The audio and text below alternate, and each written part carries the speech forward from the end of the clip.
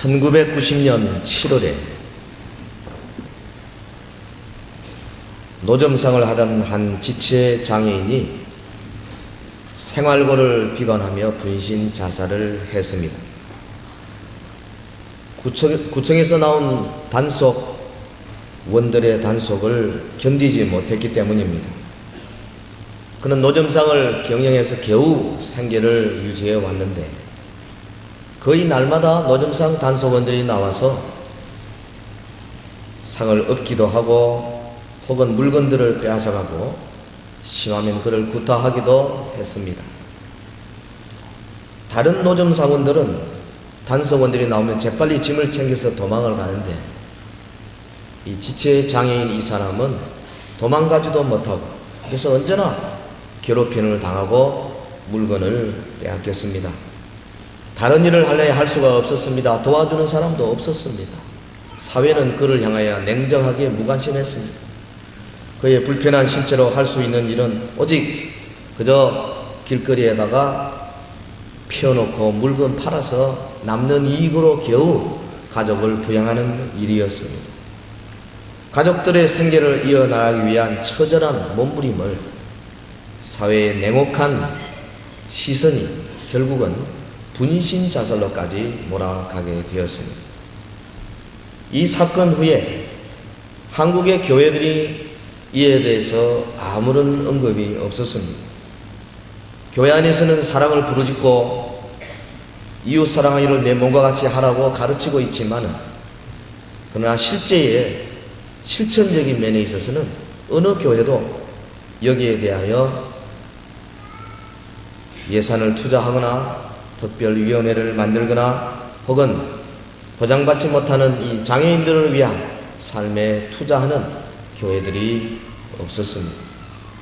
1990년대 중반대의 장애인들의 삶이나 10여 년이 지난 오늘의 삶이나 저들의 비참한 생활은 거의 변하는 것이 없다고 생각을 합니다. 현재 국내 장애인 가구 수는 약 100만을 헤아립니다. 전체 인구 가구 수의 7.5%에 해당합니다. 12 혹은 13가구당 한 가구가 장애인의 고통을 겪고 있습니다. 그렇기 때문에 지체 부자유자의 모습은 결코 예외적인 것이 아니라 우리 누구나 다 겪는, 그래서 너무나 가까운 곳에 있는 일일 수 있습니다.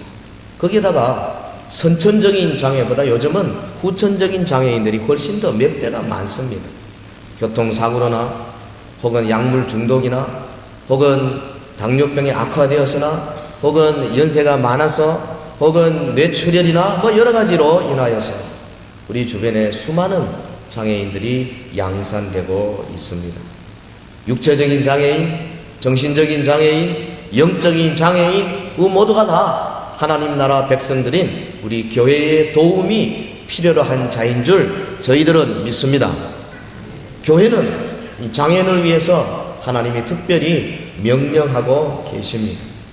우리가 이웃을 향하여서 말로만이 아니라 입술로만이 아니라 실제로 우리의 손과 발과 가지고 있는 재정을 가지고 도우는 교회가 되어야 할 줄로 저는 믿습니다. 신명기 27장 18절에 보면 일찍이 지금으로부터 3500년 전에 하나님께서 모세를 통하여 자기의 백성들에게 명령했습니다. 소경으로 길을 잃게 하는 자는 저주를 받을 것이라 할 것이요 모든 백성은 아멘 할지니라.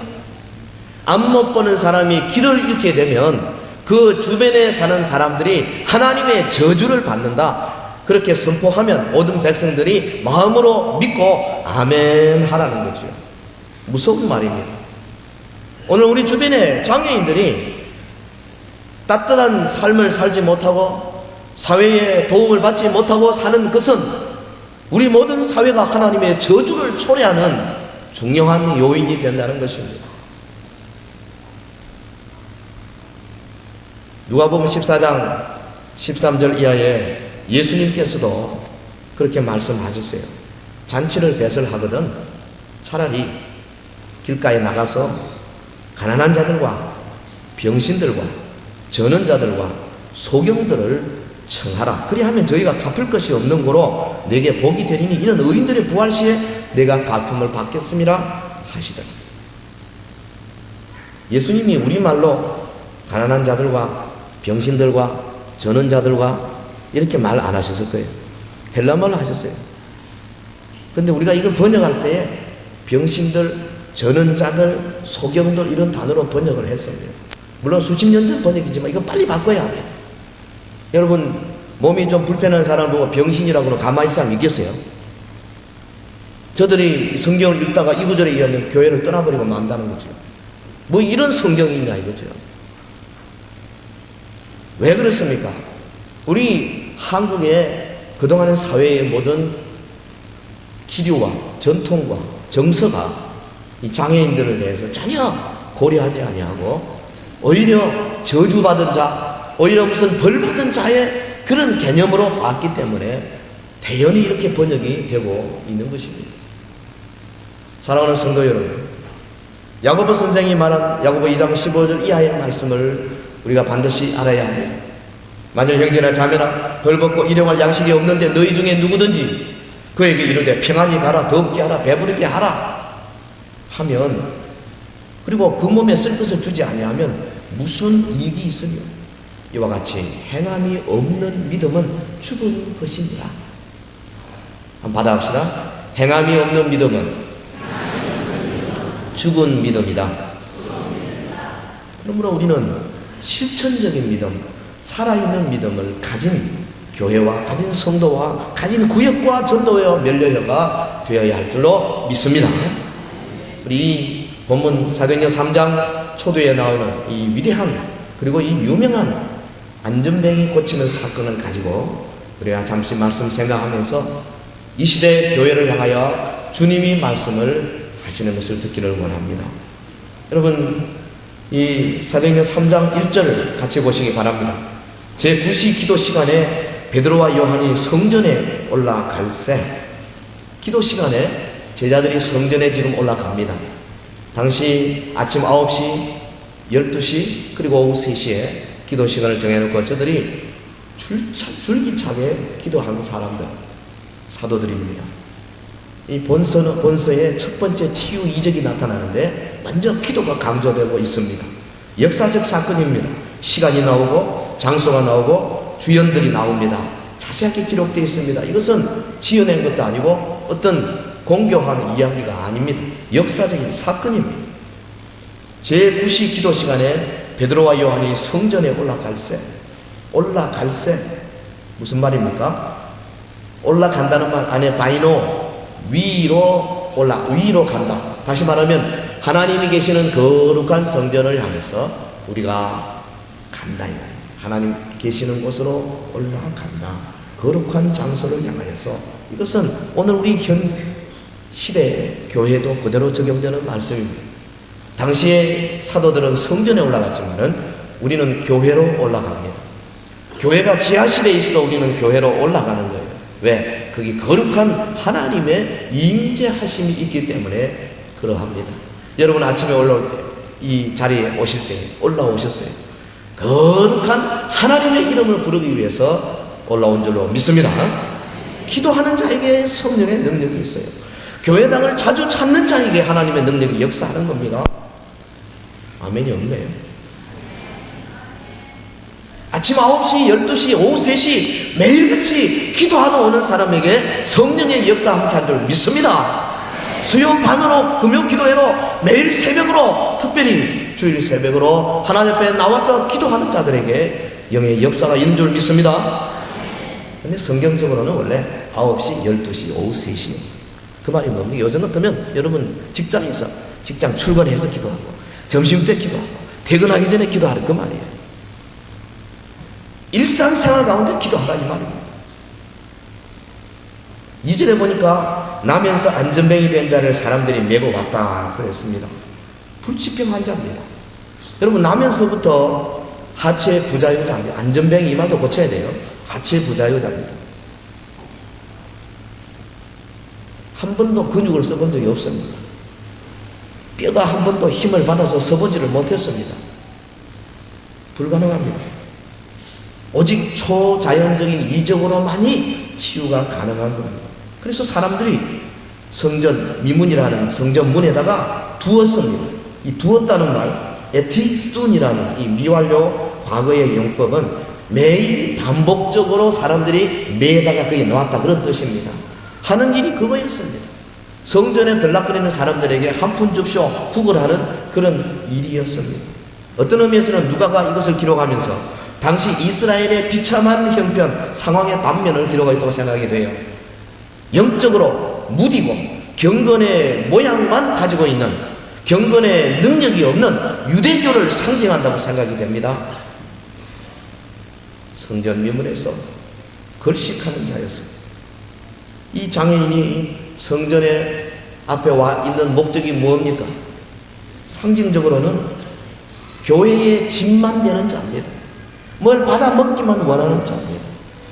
우리도요, 여기 주중에 보면 매일같이 오는 사람이 있습니다.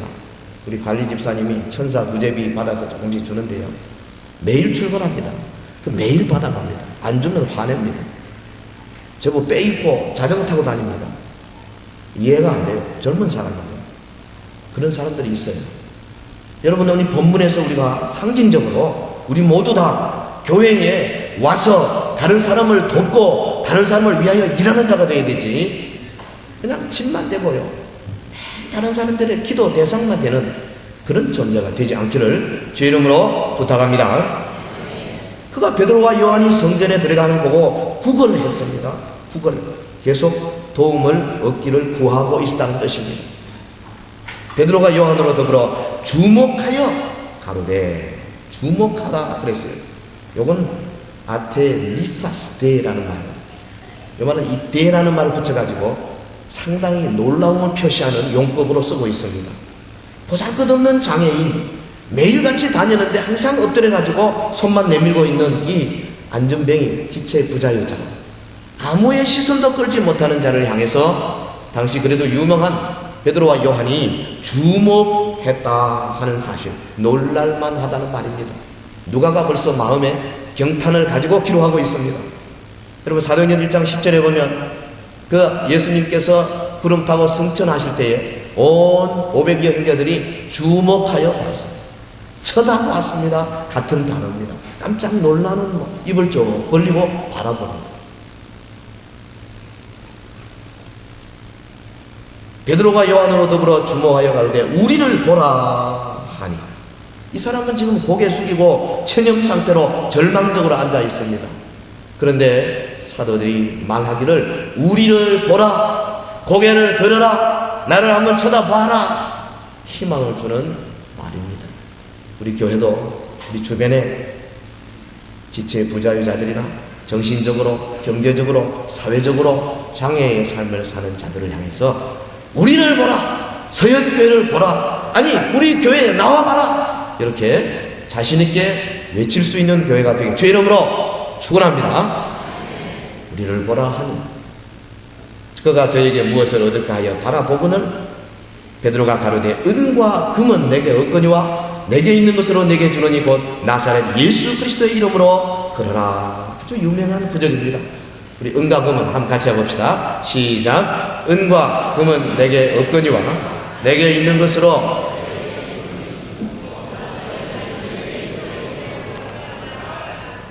은과 금. 당시 미문이라고 하는 문은요, 그 예루살렘 성전 안에 있는 이방인의 뜰과 그 안에 있는 이스라엘 여인들의 뜰이 있고 그 안에 이스라엘 남자들의 뜰이 있고 그 안에 제사장의 뜰이 있었어요. 레위인과 제사장이 들어가는 뜰이 있는데 이 이방인의 뜰과 이스라엘 백성들이 들어가는 그 뜰, 높은 담으로 되어 있고 아무나 못 들어갑니다. 문에 붙여 있습니다. 이방인 가운데 이 문을 넘는 자는 죽임을 면치 못함, 그렇게 되어 있습니다. 접근하면 발포, 군사기지에 그런 게 있잖아요. 또 그렇게 되어 있어요. 그러니까 이방인들의 뜰까지는 장애인도 갈 수 있습니다. 그런데 이스라엘 사람들이 들어간 뜰은 거룩한 곳이기 때문에 흠집 있는 사람 못 들어가요. 여러분, 눈병이 나가지고 안 돼 하면 못 들어갑니다. 다리 절면 못 들어가요. 엘러지 있어가지고 얼굴이 부으면 못 들어가요. 수술해도 못 들어가요. 우리 한국에도요 그런 교단이 있어요. 순장로교, 재건파. 제가 듣기로는 거기도 이 몸이 불편한 사람은 예배 참석 못합니다. 아래층에 가서 비데오로 봐야 돼요. 여러분 서영교회 오신 거를 가만히 생각해야 돼요. 예. 거기는 여인들 말이죠. 자매 여러분들 한 달에 한 번씩 하는 거 있잖아요. 그거 있을 때 그 대회에 못 들어와요. 감사하게 생각해야 돼요. 할렐루야 자매 여러분들요. 우리는 그런 율법에 매이지 않습니다. 그런데 자기들 이름은 순장로교라 그랬더라. 보통 장로교 아니에요. 순수한 장로교. 잘못된 거죠. 우리는 그런 구약의 율법적인 삶을 사는 것이 아닙니다. 그러나 이 당시는 아무나 못 들어갔어요. 그리고 그 이방인의 뜰과 이스라엘 여인들이 들어가는 그 뜰 사이에 미문이 있었어요. 요세푸스의 글에 의하면 그 미문이 높이가 한 23m 가까이 높은 문이 고린도산 황동에다가 은을 입혔습니다. 번쩍거리는 문이었습니다. 얼마나 대조적입니까? 화려한 문 앞에 그 높은 문 밑에 장애인 거지가 구걸하고 있었습니다. 베드로 말하기를 봐라! 미문을 봐라! 저 화려한 은과 금을 봐라! 나에게는 우리에게는 저런 은과 금은 없거니와 저렇게 형식적이고 경건의 모양만 있는 유대교의 전통은 없지만은 그러나 오늘 나에게는 우리에게는 예수 그리스도의 생명이 있다. 할렐루야. 나사렛 예수 이름으로 명하노니 일어나 걸어라. 얼마나 멋있어요. 고침받기 위해서는 예수 그리스도의 이름 안에 들어와야 된다는 겁니다. 여기 이름으로 걸어라는 말은 조금 오해를 주는 말입니다. 영어 성경에는 in the name of Jesus, 예수 이름 안에서, 다시 말하면 고침받기 위해서는 그리스도 안에 거하는 일이 먼저 선행이 되어야 된다 이 말이죠. 예수의 이름의 권세. 중세의 이노센트 2세 교황이 상당히 좀 거만한 사람이고 돈을 좋아하는 사람이었다고 합니다. 중세의 가장 위대한 신학자인 토마스 아퀴나스를 불러서 이런 대화를 했다고 그래요. 토마스, 우리 교회 창고에 재정이 이제는 많어. 금화가 많이 쌓였어. 그러니까 이제 교회가 더 이상 은과 금은 없거니와 하고 말하는 시대는 지나갔소. 그랬어요. 근데 토마스 아퀴나스가 대답하기를 교황 폐하, 하지만 예수 이름으로 일어나 그러라고 명령하던 시대도 끝났습니다. 그랬어요. 물신이 지배하면 능력이 끝납니다.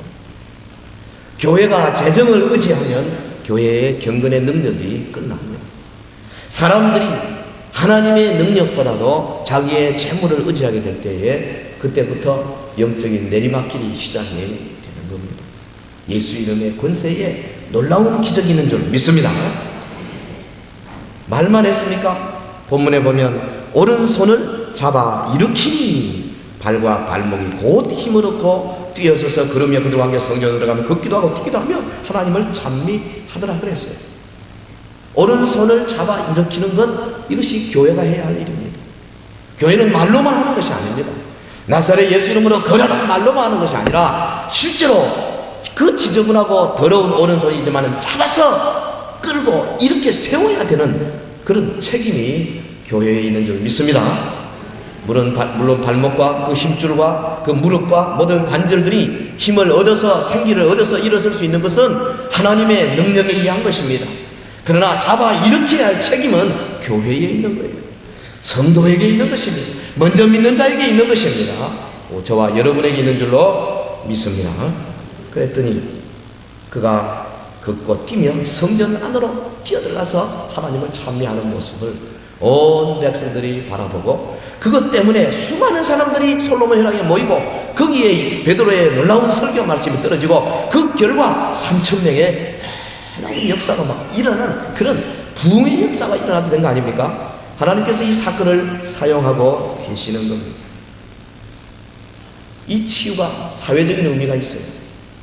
당시 생계수단이 없던 자가 이제는 정상적인 몸이 되었습니다. 사회의 정상적인 일원으로 일할 수 있게 되었습니다. 이 치유가 종교적인 의미가 있어요. 장애인은 성전 안에 들어가지 못했습니다. 몸이 불편하거나 몸에 결함이 있는 사람은 하나님의 전에 들어갈 수 없습니다.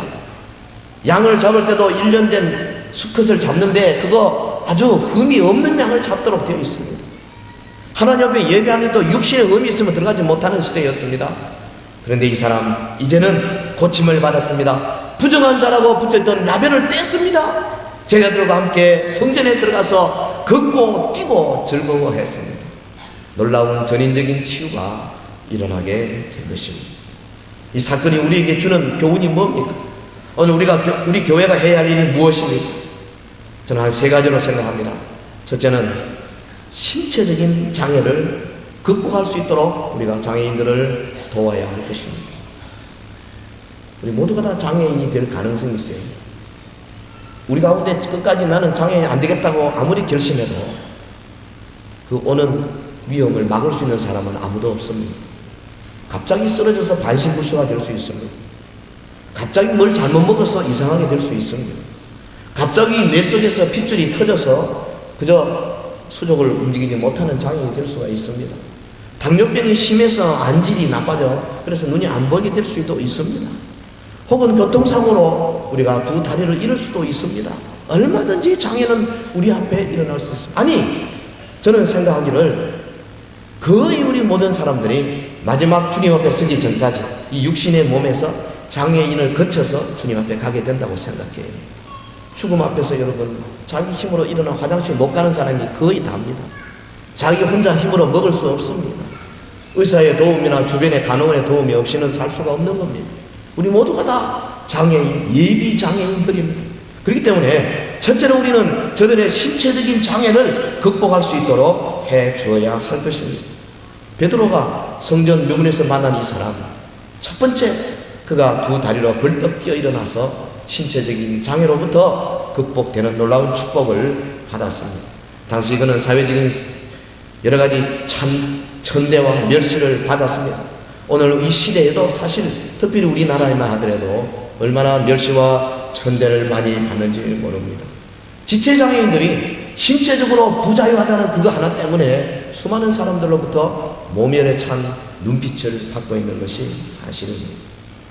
이들의 신체적인 장애를 극복하는 것은 우리가 우선 베드로처럼 그 자리에서 이렇게 세우면 참 좋기는 하겠어요. 얼마나 좋겠어요. 예. 저도 지난번에 한 6개월 동안 우리 대학부 학생들 가운데 이 하체 부자유자가 있어서 대학생들 한 70명을 데리고 6개월간 같이 기도해 본 적이 있어요. 너무 순수해서 그런지 몰라도 그냥 일어나라고 몇 번 잡아 당겨봤는데 안 일어나. 6개월을 기도하다가 결국은 제가 미국을 건너가는 바람에 그거는 끝났지만은 저희 친구 중에 한 부산에 목회하는 목사님이 그런 경험이 있잖아요. 대예배 마치고 바꿔서 예배당 바깥에서 지체의 부자유자를 들고 나사렛 예수를 명하면 일어나 그러고 하면 잡아당겼는데 안 일어나더라고요. 그래서 좀 창피를 당했지만은 그러나 사실은 그로 인해 그분이 굉장히 큰 믿음의 담력을 가졌다 그런 간증하는 걸 들어봤어요. 하나님이 하시면은 이 시대에도 이런 일이 있을 수 있습니다만 그러나 때로는 많은 경우에 하나님께서 하나님의 영역 하에 두십니다. 하나님이 이 지구상의 모든 지체장애는 한꺼번에 고쳐주겠다는 약속을 하신 적이 없는 겁니다. 우리가 할 수 있는 일이 무엇입니까? 첫째는 위에서 기도하는 일을 물론 해야 됩니다만 또 하나는 우리가 할 수 있는 최선의 일을 찾아서 하는 일입니다. 뭐니 해도 장애인이 사회활동하면서 불편함을 느끼지 않도록 편의시설을 확충하는 일에 우리가 최선을 다해야 된다고 나는 생각해요. 1988년 우리나라 장애올림픽이 있었을 때에 외국 어떤 선수가 그런 말을 했습니다. 내가 우리나라에 있을 때는 내가 장애인 사실을 잘 몰랐는데 한국에 와서 올림픽에 참여하면서 야, 내가 장애인이구나 하는 것을 여실히 깨달았다. 왜? 혼자서 길 바깥에 나갈 수가 없어요. 길을 건널 수도 없고 보도블록을 올라갈 수도 없고 어느 건물에 갈 수도 없고 찾아갈 수도 없고 대구의 유명한 서영교회에 와서 예배 참석할 수도 없고 그렇다. 그 말은 그 사람이 한 건 아니지만 우리 교회만 하더라도 이 자리에 아무나 올라올 수가 없습니다. 누가 옆에 들어주지 않으면 안 됩니다. 보통 예배 오면 2시간, 3시간 있어야 되는데 화장실 한 분은 가시잖아요. 자기 힘으로 화장실도 못 갑니다, 우리는. 편의시설 확충하는 일은 이건 우리가 해야 할 일이지. 장애인들이 해야 할 일이 아닙니다. 당신들이 필요하면 당신들이 해라. 그런 사회는 하나님의 저주를 받습니다. 그 신명기 아까 우리 읽은 구절이 바로 그거 아닙니까? 하나님께서는 먼저 믿는 우리들을 통하여서 저들 주변의 연약한 자들을 도우고 저들을 위하여 편의시설을 확충하고 예산을 쓰는 것이 우리의 의무라고 말씀하고 있는 겁니다. 대부분의 건물에는 장애인들이 마음대로 들어갈 수 없습니다. 눈이 보이지 않는 시각장애인을 위한 시설이 전혀 없습니다. 우리 교회도 시각장애인이 와서 예배드리기가 만만치 않습니다. 청각장애인이 들어와서 목사가 열심히 설교를 하는데 무슨 말 하는지 전혀 알아듣지 못합니다. 우리가 우리 자신만을 생각하고 불평하고 불만할 것이 아니라 나보다 어렵고 부족한 자들을 위하여서 내가 과연 어떠한 자세로 하나님의 나라를 섬기할 것인가를 생각해 보아야 할 때인 줄로 생각합니다. 저는 그래서 요즘 그런 기도를 해봤어요. 이 설교를 준비하면서 제가 몇몇 장로님한테도 한번 사석에서 이야기한 적이 있습니다만 이 설교를 2주 전부터 준비하면서요. 우리 여기 있는 화장실을 고치기가 좀 현재는 상당히 돈이 많이 들고 어렵습니다. 그러나 장애인들이 자기 힘으로 들어가서 화장실을 갈 수 있게 하려면 제일 좋은 방법이 이 교육관을 사용해서 교육관 어느 층이든지 엘리베이터로 올라갈 수 있으니까 거기 장애인을 위해서 널찍하게 양쪽으로 그 다음에 손 씻는 거 딱 이렇게 정상적인 국제 규격으로 만들어 하나 놓고 그 다음에 엘리베이터 탈 수 있도록 올라가는 그 계단도 장애 경사로를 만들면 되겠다 하는 생각을 갖습니다. 하나님께서 축복하시는 교회와 사회와 국가는 자기보다 연약하고 불우하고 고아와 가부와 장애와 외국인들을 선대하는 나라를 축복하신다고 말씀이 수십 번 강조하고 있는 겁니다.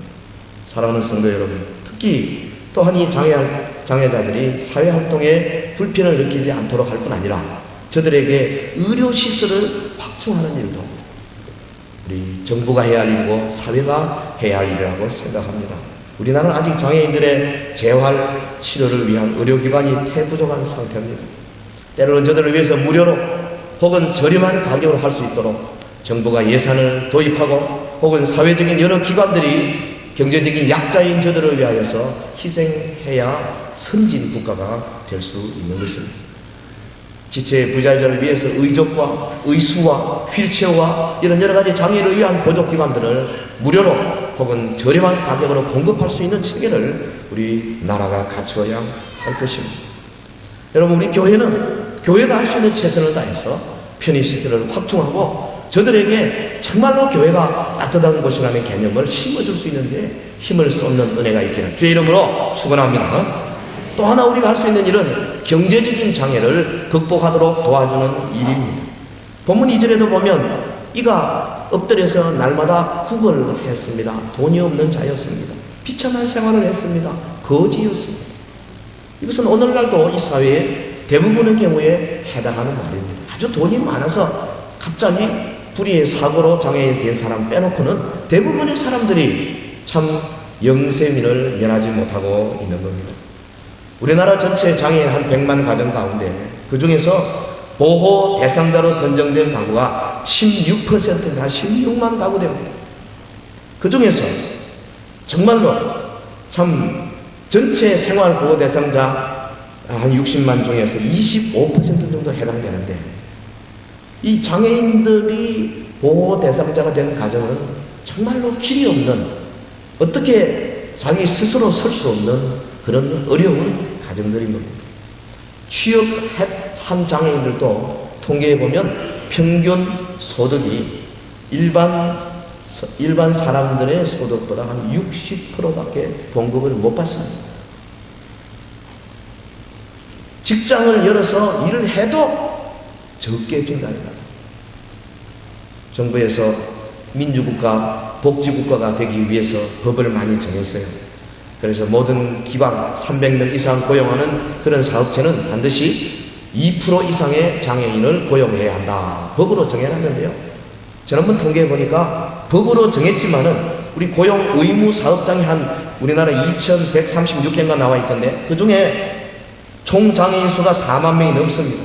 실제로는 9천 명밖에 취업이 안 되어 있습니다. 그 말은 22%, 23%밖에 취업을 안 시켜놨다 이 말이에요. 저는 생각에 그 중에는 그 기업의 장이나 혹은 회장 중에 예수 믿는 사람들도 많이 있을 거라고 생각해요. 자기의 이익을 위해서 법까지 어겨가면서 주님의 말씀을 지키지 않는 것은 물론이거니와 사회의 법까지도 지키지 않는 나라가 바로 우리나라다. 제가 뉴욕에서 자주 가는 이 패스트푸드 맥도날드에 거기 아침마다 일찍 와가지고 청소하는 그 장애인이 있는데요. 머리가 좀 약간 모자란 IQ 2자리 같아요. 히히히덕거리면서 하는데요. 이 바비라는 친구. 여기 오는 많은 사람들이요. 모르는 사람이 없어요. 다 어깨 두드려주고, 칭찬해주고, 팁도 주고, 얼마나 그 분위기를 잘해주는 줄. 우리는 그런 사람 보면, 아침부터 보면 뭐라 그래요? 침 뱉으면서 기분 나고.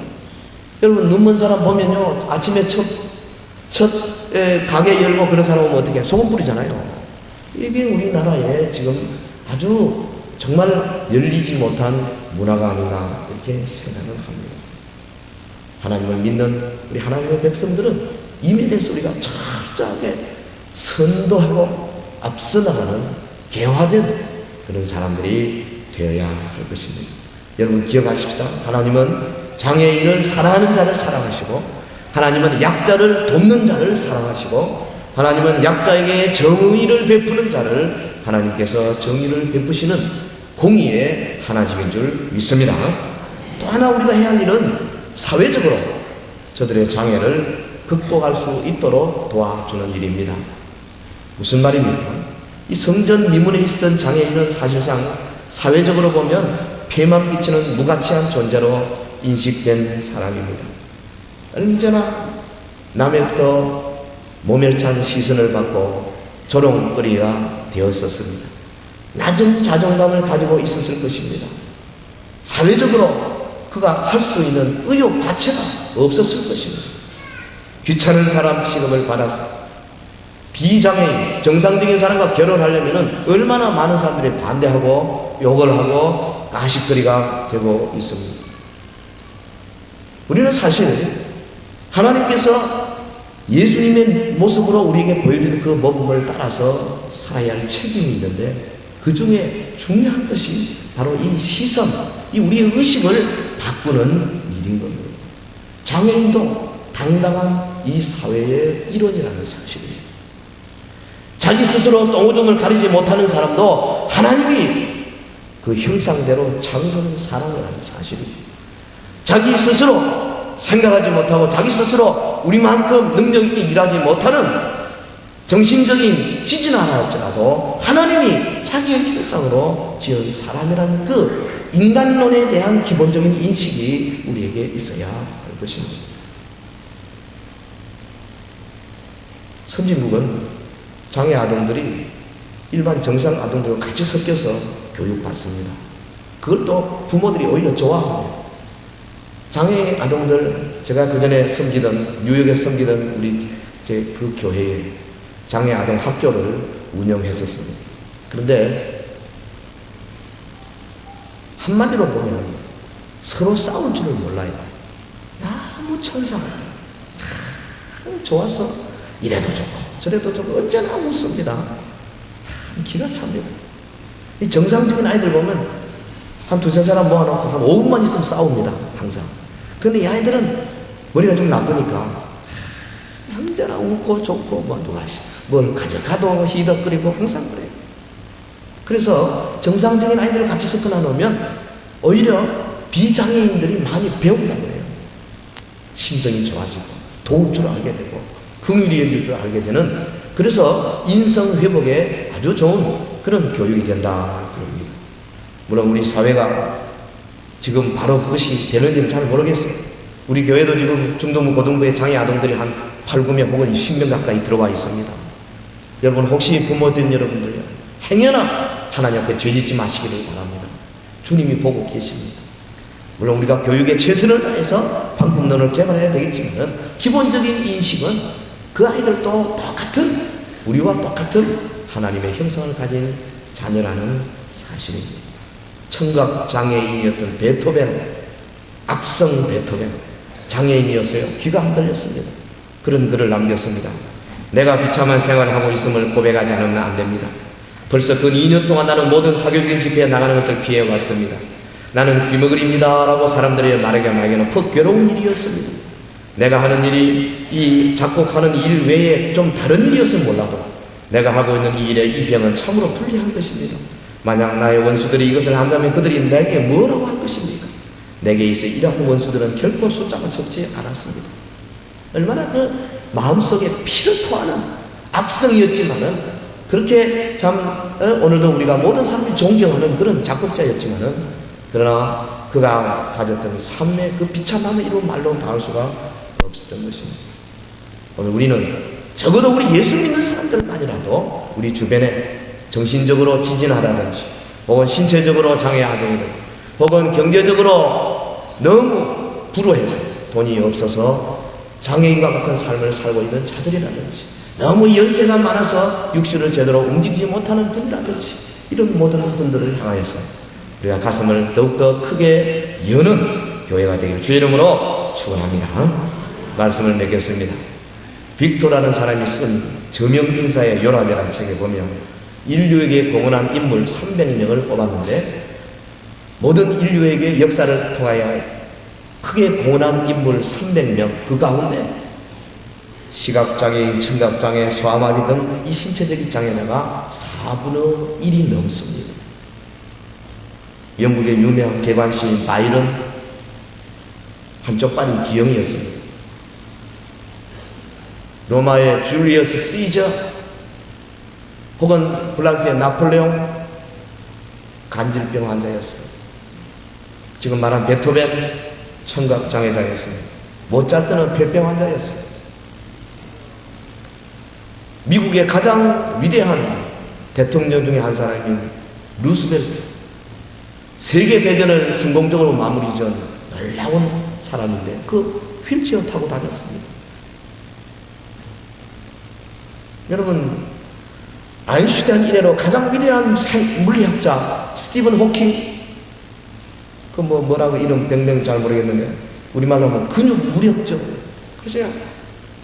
그분 그 TV에 나오는 거 보면 같이 막 비틀어져요. 예? 그런데 세계 최고의 물리학자입니다. 아무나 못 만납니다. 그래서 우리나라의 송명이 여류시 주옥 같은 찬송을 쓰고 있지 않습니까? 얼마나 보기가 흉합니까? 그런데 그 영혼이 얼마나 깨끗한지. 만약에 오늘 이 사회가 그런 사람들을 함부로 대하고 기분 나쁘게 대하고 재수없게 대한다면 우리는 하나님의 저주를 면할 길이 없게 될 것입니다. 저는 우리 교회가 하나님의 축복받기를 원합니다. 하나님의 언약에 약속된 모든 복을 받는 교회가 되기를 바랍니다. 그러기 위해서는 연약한 자들을 향하여서 우리가 과감하게 문을 열고 이를 위하여 시설을 확충해야 합니다. 이를 위하여 돈을 투자해야 합니다. 이를 위하여 시간과 물질을 투자해야 합니다. 희생하는 정신이 필요한 것입니다. 장애인들이 전혀 별다른 사람들이 아니라는 사실을 알아야 합니다. 여러분, 우리의 귀감이 되고 우리 신앙의 표본이 되는 바울 사도 옵사등이었습니다. 대머리였습니다. 안질 환자였습니다. 장애인이었습니다. 헬렌 켈러 여사, 보지 못하고 듣지 못하고 말하지 못하는 삼중고를 겪은 여인인데 그 설리반 선생의 헌신적인 노력으로 그가 장애인 가운데 가장 최고의 사회에 영향을 끼친 인물이 되었지 않습니까? 헬렌 켈러, 그가 말하기를 우리들에게는 이론을 위한 용기는 풍부하지만은 실천을 위한 용기는 빈곤하다. 그랬어요. 말로 입술로 할 것이 아니라 우리의 실제적인 재정으로, 시간으로, 물질로 투자하면서 이 일에 뛰어들어야 할 것입니다. 먼저 저들의 신체적인 장애를 위해서 많은 기도와 또 실체적인 여러 시설들을 확장해야 되겠습니다. 저들을 경제적으로 도우는 어떤 근본적이고 체계적이고 항구적인 대책을 세워야 될 것입니다. 저들을 사회적으로 도우는 우리 의식의 전환이 있어야 되고 사회 기관들의 개화가 있어야 되고 특별히 저들을 위하여서 여러 가지 법령들을 개정하는 일에 교회가 앞장서야 할 것입니다.